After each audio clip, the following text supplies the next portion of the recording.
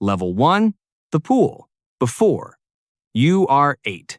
You come home from the street with the ball still under your arm. Your mother is standing at the edge of the new pool.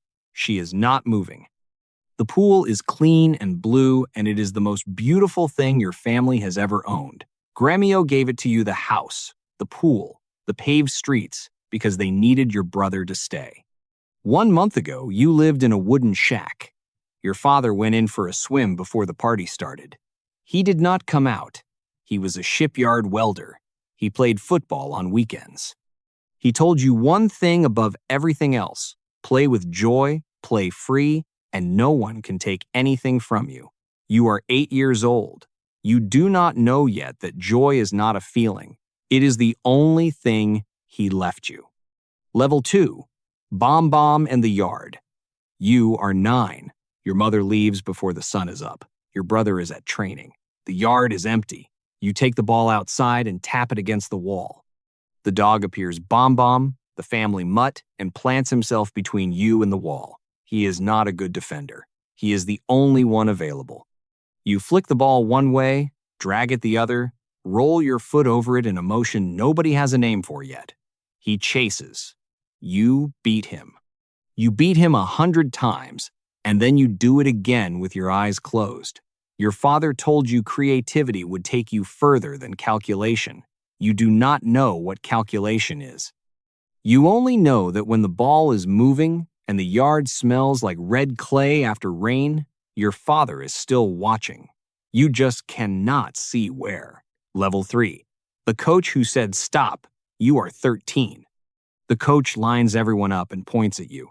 In front of the other boys, he says, put the ball down and stand still. He says, dribbling is selfishness.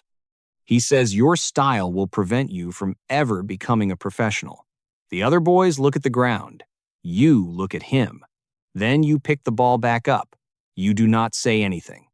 Your father told you something, and a man in a tracksuit is not going to undo it in an afternoon. You walk back to your position. The coach will spend 2 years trying to make you serious. You will spend 2 years refusing. One of you will turn out to be right. Level 4, 23. You are 13. The youth match ends 23-0. Every goal is yours. Scouts are in the stands for your brother. They leave talking about you.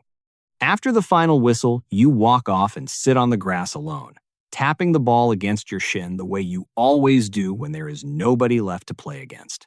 You are not celebrating. You are just staying close to the only thing that makes sense.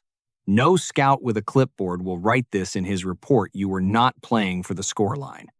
You were playing the way your father taught you, in that yard, with a dog and nothing to prove. The number is 23. The proof was already made before anyone arrived to see it. Level 5, the captain falls. You are 19. The biggest match in your city, against the team every boy in Porto Alegre grows up hating, in front of the crowd that decides who matters. Across from you stands the man who represents everything football says you must become: disciplined, grim, mechanical. He won the World Cup with those qualities. The ball comes to you. You flick it over his head. You are already past him when it lands. You score. You run back to the center with a smile that has nothing to do with the scoreline. You are not celebrating a goal. You are delivering a verdict on behalf of a man who drowned in a backyard pool and told his boy to play free. The verdict is unanimous. Level 6, 40 yards. You are 22. The biggest tournament on earth. The one that happens once every 4 years. The one every footballer alive spends their life trying to reach. You receive the ball 40 yards from goal. The goalkeeper is off his line. You chip it. The ball rises, curves, and takes 3 full seconds to land. 3 seconds is a long time, long enough for 60,000 people to hold their breath without knowing why. Long enough for the goalkeeper to stop running. The stadium goes quiet first, then it understands. The whole world just watched a man play a game he invented in a dirt yard against a dog. They do not know that yet. You are running with your arms out. And somewhere very far from here, the man you are running for is watching. Level 7. The video in the tunnel. You are 23. You are in the tunnel beneath the stadium. 60,000 people above you. The noise comes through the concrete like a second heartbeat. You hold your phone in both hands and press play on a clip that lasts less than 2 minutes. Dark, shaky, bad sound. Your family was too poor to own a camera. This is almost everything that exists. A man laughing at something off screen, his face turning away just as the lens finds him. You watch it to the end. You press play again. You have done this before every match for years. The tunnel fills with teammates. The noise gets louder. You put the phone in your pocket and walk toward the light. 60,000 people are about to watch you do something with no proper name. None of them will know what you pressed play on 30 seconds ago. Level 8. The rival's ovation. You are 25. The most ferocious rivalry in the sport. A hatred so old nobody alive can name where it started. You are playing in their building 60,000 people who paid to watch you fail. The first goal goes in. You did it alone. The second goes in. Alone again. Then something happens that has not happened before and will not happen again. The 60,000 begin to stand, one by one, and then all at once. Their hands come up. The sound changes. It is no longer the sound of a crowd watching a match. You cannot stop playing. You cannot ask for quiet. You can only keep going. You are your father's son on a dirt yard in Porto Alegre, and the most hostile room in the sport just admitted it. Level 9. The boy across the room. You are 25. A teenager sits at the far end of the dressing room, knees together, eyes down. The veterans ignore him. You cross the room and put your arm around his shoulders. He is quiet and small, and somewhere inside him, something extraordinary is folded so tightly almost nobody can see it. But you can. You recognize it. You tell him 3 things. Play with happiness, play free, just play with the ball. He nods. He will go on to become the greatest player the sport has ever produced. Everything he wins, he will win with a philosophy a dead man gave his son in a yard in southern Brazil. Joy does not die. It finds the next pair of hands. His name is Lionel Andres Messi Cuccittini. Level 10. The cost of the light. You are 27. You sit in a room where the music is loud and nobody needs anything from you. For the first time in 12 years since you were 15, since the first bus, the first training pitch, under foreign lights, nobody is watching. From 15 to 23, you did not take a single real holiday. 8 years of being the source, the one the crowd came for. You were not allowed to be tired. Joy was your job, and the job had no closing time. The world writes articles. The world says you are wasting yourself. The world does not ask who was protecting the joy when you were the only one providing it for everyone else. Level 11. The banner with her face. You are 32. Your mother is sick. She has been holding the broken pieces of this family together since you were 8.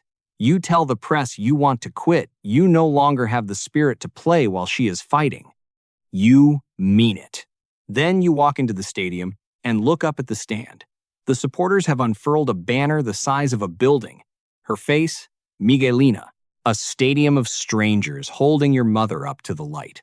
Nobody organized it. Nobody asked them to. The smile comes before you decide to smile. It always does. It comes from the same place it always came from. A man who told his boy that joy is the only armor that cannot be taken. She is not gone yet. You play. Level 12.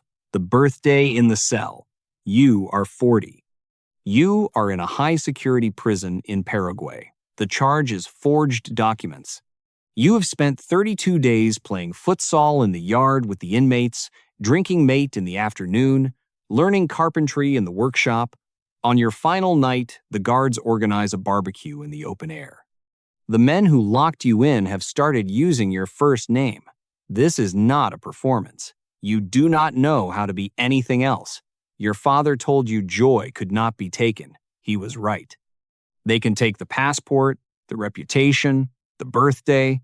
They cannot take the thing he left you. It is the last thing you have. Level 13. The last footage. You are 41. Your mother dies on a February morning. You are too grief-stricken to attend the wake. Too grief-stricken to attend the burial. The man who smiled in a prison cell. The man who played through the death of his speed and the noise of a world that never stopped needing something from him. That man cannot walk into the room where she is. She was the bridge between you and the boy in the yard, between you and the man in the shaky video, between you and every version of yourself that believed the promise was still enough. No statement, no cameras, just silence, and a door you cannot open, and a woman who sold cosmetics in the rain so her son could play in the sun. Now you understand what you have been carrying and what it weighs. Level 14. And now you are history. You are 46. You jog onto a pitch in a small city in Italy. 4,000 seats, uneven grass, buzzing floodlights. This is not the Bernabeu. The first thing you do when the ball reaches you is flick it up and catch it on the back of your neck, just to feel it. The way you felt it in the yard with Bombom, in the tunnel with the phone, on the clay in Villanova, against a dog that never stopped chasing. You still sleep with a football, not a trophy. The ball, the companion, the thing that was there before the fame and will be there when the last crowd goes home.